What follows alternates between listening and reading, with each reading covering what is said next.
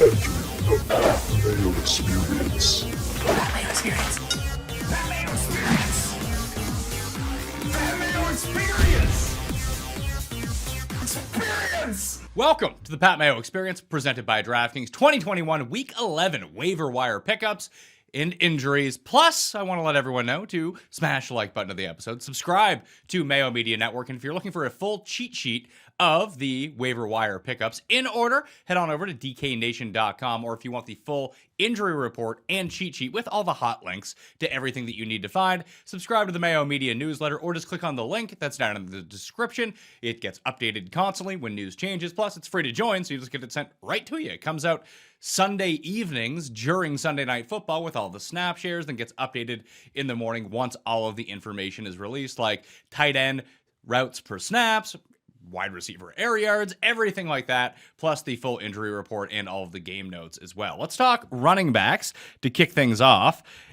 Obviously, Aaron Jones ends up getting hurt. He's probably at net. It looked really bad to begin with, but now it says he's going to miss 1 to 2 weeks. The Packers have a bye in 3 weeks' time, so I'd expect to be without him at least 3 weeks. If the Packers are way up in their division, which they are, they're still fighting for the 1 seed, but get Aaron Jones right as you try to make this playoff run, and then you have A.J. Dillon coming in, and then all of a sudden you're doing well. He's the number 1 pickup in the waiver wire rankings, although in any serious league, he is already rostered. He's been rostered the entire season for this particular moment, although he's been building his value over the past month as well, eating into a lot of Aaron Jones' snap share, piling up yardage every single week. But when I did check in the actual ownership in season-long fantasy, he was at 58%, which shocked me, but so that puts him on the list at number 1. You're looking at Patrick Taylor as the primary backup to A.J. Dillon while Aaron Jones is out. Taylor is in a very similar circumstance to Eno Benjamin right now, where he's kind of the backup to the backup, the assistant to the regional backup,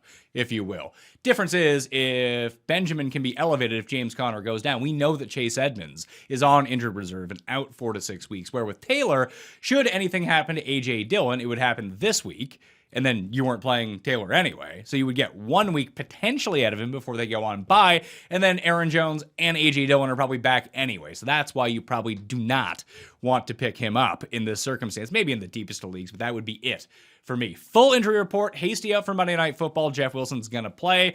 Alvin Kamara, Chris Carson, and Nick Chubb could all be back in Week 11. Monitor their status. No clue about Jamal Williams. He continues to miss time, and all of a sudden Swift touches the ball more than anyone else in football when that is out, except for scoring touchdowns. That's always fun when Jamar Jefferson and some guy I've legit never heard of score touchdowns, and Swift finally touches the ball 30 plus times, doesn't score a touchdown. Always great times when that happens. Chase Edmonds on IR. Damian Harris, not sure whether or not he's going to be back. I would expect him to return and pass concussion protocol going into Week 11, but it is Thursday Night Football, so be cognizant of that. Clyde Edwards-Helaire could return in Week 11. Saquon Barkley expected to be back. Miles Sanders expected to be back. No word yet on Devontae Booker or Latavius Murray, but if Saquon is back, you don't care about Devontae Booker anyway, so no big deal there. Full waiver wire rankings, and you can find these up on dknation.com. I'll change them if anything happens. Dillon is at number 1, owned in only 59% of leagues, or 58% of leagues. Still nuts to me that's not 100% of leagues, but hey, here we are. So he's number 1, Donta Foreman number 2, J.D. McKissick number 3, Ramondre Stevenson number 4, and then 3 primary handcuffs: Alexander Madison, Sony Michel, and Khalil Herbert are number 5, 6, and 7. Now, Ramondre would go up to number 1 for this week. Actually, go up to number 2 behind A.J. Dillon, if Dillon was still available theoretically. But Stevenson, if Harris doesn't play, is great, obviously. But if Harris does end up playing, now we're in a circumstance where I can't assure you that every time that the Patriots get inside the 5-yard line, the play is going to be run with Stevenson, because before it was just run with Harris. Even the worst case scenario would be if they split it up, and then we don't know who's doing what. Then you play the wrong guy every single week. But if Harris isn't there, what you're looking for is to roll out Stevenson week after week after week. And Foreman, I put him up, although he only played 36% of the snaps, which led the Titans, because Peterson was at 33, McNichols was down at like 24%. He touched the ball 49% of the time amongst the running backs, and he had the most red zone touches of any of the Titans running backs. Now, if the Titans do find themselves trailing in games, which seems impossible at this point based on the way that they're playing, I would expect way more McNichols. But Foreman is the one being more trusted inside the 5-yard line and in the red zone and touching the ball more than Adrian Peterson at this point of the season. He's not a great pickup by any means because he kind of looks a bit slow-footed. However, this is probably the route that you want to go at running back if you need the help immediately. It would be him. Ty Johnson comes in at number 8 as he just continues to catch passes. If Latavius Murray continues to be out, Devonta Freeman is a reasonable pickup for a week or two. Wide receiver, waiver wire pickups going into week 11. Actually, I should let you know if you're watching this before Monday Night Football, go to prizepicks.com because they are just giving you money, which is probably something you should want. So if you use code MMNNFL, that qualifies you for an even bigger bonus. If you get a match deposit up to $100, so you deposit $100, you get another $100, so you have $200 all of a sudden. And if you play a Monday Night Football entry, it could be 2 plays, could be up to 5 plays if you want. And Matt Stafford completes 1 or more passes in the game, you just get another $25. So you might as well deposit at prizepicks.com using code MMNNFL.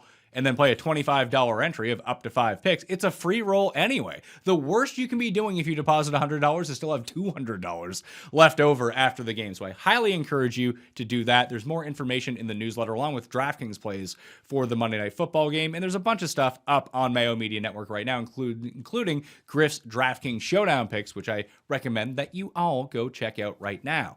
Injury report. Again, check this out in the newsletter with the full cheat sheet. Robert Woods out for the season. Odell Beckham likely in. If you missed my video on the weekend about Odell Beckham, nothing has changed for me, so just go check that out. It's like a 2-minute video. It's up on Mayo Media Network. CeeDee Lamb exited in that blowout the Cowboys had. He's going to be fine. It was just a blowout. Anthony Schwartz will need to pass concussion protocol to play for the Browns against the Lions this week. Chase Claypool is out for an extended period of time, it seems, with this toe injury. Calvin Ridley is out at least 1 more week, probably way longer than that, but at least 1 more week being on the NFL reserve list. Antonio Brown doesn't play till Monday evening next week. So you're probably not going to know his status until very late during the week. So you might want to make other plans if you were thinking about playing Antonio Brown, or at least have a backup in mind for him. Curtis Samuel continues to miss time. He's probably done for the year. Who knows? You don't even want him anyway. DeAndre Hopkins missed week 10. Julio Jones is on injured reserve, as Will Fuller is going to miss week 11 coming forward. Allen Robinson, Sterling Shepard were injured going into the bye week. We'll see what their status is this week. Devontae Parker is on... Well, he's on injured reserve as well, so he is not playing. At receiver, in terms of pickups, there's one guy, and then there's just like a bunch of others for the moment anyway. We have Rashad Bateman, who just continues to be the number 1 pickup. He's great. You should pick him up. After that, you should own Van Jefferson. He's number 2. Elijah Moore. If the Jets would stop running 6 receivers and like a bunch of tight ends all the time, it would be a lot better for Elijah Moore. He's someone you want to involve in your offense going forward. You might as well try to get him reps and showcase him, but the Jets are stupid, so they don't do these things. Although he continues to score touchdowns, that's great, thus making him a good pickup. If they just used him more, he could score more fantasy points. They just refuse to do it. He's number 3. Tim Patrick, Jamal Agnew, Christian Kirk, who continues to be the big benefactor of DeAndre Hopkins being sidelined right now. It's not A.J. Green. It is Christian Kirk. Michael Gallup, Donovan Peoples-Jones, A.J. Green, then Bryan Edwards. Then you have Darnell Mooney, Amon-Ra St. Brown, the guys that are always available on your waiver wire that you think about if you have too many injuries but you don't actually want to play. That's the rest of the wide receiver pickups for the week. Tight end is pretty easy. It's Dan Arnold at number 1. It's Pat Freiermuth at number 2. And then everyone else. You can go pick up Evan Ingram, but everyone might be returning to the Giants offense, which was kind of the reason that he was doing stuff because they had no one else. Logan Thomas, you could potentially take a flyer on, but I'm now way more concerned about his health when I thought that he was going to play, and then Ron Rivera said he wasn't even close. That's not good news. Then you have Hunter Henry as long as Jonnu was out, but Jonnu might be back this week. So it's a really tricky situation. It's Arnold and Freiermuth if you need the help, because the Washington tight ends, Ricky Seals-Jones, exited the game. Logan Thomas doesn't seem close to playing. Dallas Goedert exited the game for the Eagles. He'll have to pass concussion protocol to play in week 11. Hayden Hurst exited the game. Gronk, who knows with him. Jonnu Smith, probably going to be back in week 11. So if you had Goddard or you're playing Ricky Seals-Jones, Dan Arnold and Pat Freiermuth are the 2 answers to that solution. At quarterback this week, in terms of streamers, Tua is number 1, especially with his propensity to run in short yardage situations, although Brissett will probably steal his stupid touchdowns. But the Jets just give up a ton of touchdowns on the ground. And listen, they give up like 40 points every single week. Play Tua. Justin Fields, number 2, at home against Baltimore. Cam Newton, if he gets the start in the Rivera Bowl at home against Washington. Mac Jones Thursday night against Atlanta. And then I have Baker and Keenum against Detroit. Baker was banged up knee injury, but he's probably going to play. Case Keenum would be my preferred start at home against Baltimore. Probably wouldn't play Baker. I just think he's too banged up with he has a shoulder injury and a knee injury and a ribs injury, and it's too much. Just sit the guy down and let him get healthy so he can be effective for you. I still think that the Browns have a pretty decent shot of making the playoffs. Just you got to get right. And Keenum's fine. Keenum is better than a hurt Baker. He straight up is. So you might want to play him in that circumstance. All of the quarterback injuries for the week. Colt McCoy actually strained his pec for the Cardinals. Obviously, Kyler Murray missed the game. They could both be available this week. They could both be out this week. So keep an eye on that situation as we go forward. Obviously, you probably don't want to play Colt McCoy, but Kyler, you would play. Ben Roethlisberger is presumed to be back in Week 11 after missing Week 10 with COVID. Sam Darnold, he's not going to be back. Zach Wilson might be back. Mike White was also banged up and then Joe Flacco came in. What happened to Josh Johnson? Josh Johnson was playing fine against Indianapolis a week before. They got Joe Flacco. Hello, Joe! Backing him up. That's not good. Defenses for the week. Cleveland, they were dropped en masse after playing New England on the weekend, but now they get Detroit. That's the move. Or San Francisco at Jacksonville looks juicy. And if you play in a league where waivers don't automatically come in every single morning, that if a player hasn't played yet this week, that means that they are still currently a free agent. So you can drop someone from your team that you didn't play and just pick up San Francisco right now, if you are watching this before Monday Night Football. Just know the tricks and trades of your league. That way you don't have to outbid anyone or fight with anyone. Just go get them right now and play them against Jacksonville. They'll be a top 5 defense next week. So it's probably something you want to take advantage of, if you can. Tennessee at home against Houston, Miami at the Jets at home against Miami, Carolina against Washington. Feel like Washington may have played a bit over their heads against the Bucs, and the Carolina pass rush, better than Tampa Bay's pass rush. So Washington, terrible at blocking.